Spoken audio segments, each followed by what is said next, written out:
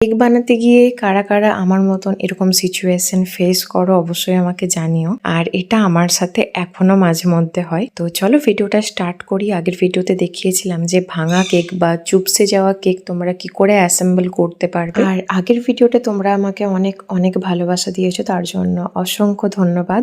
আর আজকের কেকটা একটু আলাদাভাবে ডেকোরেশন করার চেষ্টা করেছি নর্মাল কেকের তুলনায়। তো এখানে যেটা করেছি যে একটা পাইপিং ব্যাগকে ভি শেপে কাট করে নিয়েছি। জেনারেলি এরকম ভাবে আমি লিফ বানানোর সময় পাইপিং ব্যাগটা কেটে থাকি। তো আজকের পাইপিং ব্যাগটা একটু বড় করে কেটেছি, যেহেতু বর্ডারটা ডিজাইন করব আমি। আর হোয়াইট ক্রিম নিয়ে, মানে নর্মাল ক্রিম নিয়ে এরকম ধরনের বর্ডারটা ডিজাইন করে নিয়েছি। এটা অনেক বেশি সুন্দর লাগে। নর্মাল নজেল দিয়ে বর্ডার তো অনেকই বানিয়েছো হবে, বাট এরকম ভাবে কখনো একবার বানিয়ে দেখো, ভীষণ ভীষণ সুন্দর লাগে দেখতে। আর তারপরে রোজটা এরকম ভাবে পড়ে যাওয়ার একটাই কারণ ছিল যে ক্রিমটা অনেক বেশি গলে গিয়েছিল। আর এই ক্রিম গলে যাওয়ার একটাই কারণ থাকে যে উইথাউট এসিতে কাজ করা। তোমরা যদি দেখতে চাও যে উইথাউট এসিতে আমি কিভাবে ক্রিমটাকে স্টিফ করি, তোমাকে অবশ্যই কমেন্ট করে জানিও। আমি খুব জলদি তোমাদের সাথে শেয়ার করব এই টিপস অ্যান্ড ট্রিক্সটা, যেটা আমি লাস্ট 4.5 বছর ধরে ফলো করে আসছি। আর এই ইয়েলোর সঙ্গে পিঙ্ক কালার কম্বিনেশনটা আমার কিন্তু মারাত্মক লাগে। তোমাদের কেমন লাগে অবশ্যই কমেন্ট করে জানিও। আর তারপর এখানে মাঝেরটা একটু বড় সাইজের গোলাপ আর দু সাইডেরটা একটু ছোট সাইজের গোলাপ বানিয়ে নিয়েছি আমি। আর তারপর ওই নজলটার সাহায্যে বেশ কয়েকটা এরকম পাপড়ি টাইপের বানিয়ে নিচ্ছি। আর এই বর্ডারটার উপরে এই জন্য বানিয়েছি যাতে হোয়াইটের উপর পিঙ্ক কালারটা আরো অনেক বেশি হাইলাইট করে। তারপর একটা স্টার নজেলের সাহায্যে বর্ডারটা খুব সুন্দরভাবে বানিয়ে নিয়েছি।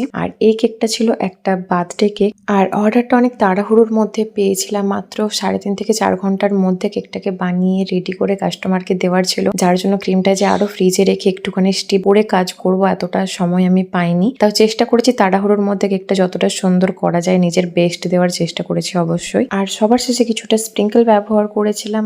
আর এটা ছিল আমার কেকের ফাইনাল লুক। অবশ্যই জানিও যে আজকের কেকটার লুক, কেকটার কালার কম্বিনেশন তোমাদের কেমন লেগেছে। আর ভালো লেগে থাকলে অবশ্যই একটা লাইক করে যেও। তো চলো দেখা হচ্ছে নেক্সট ভিডিওতে।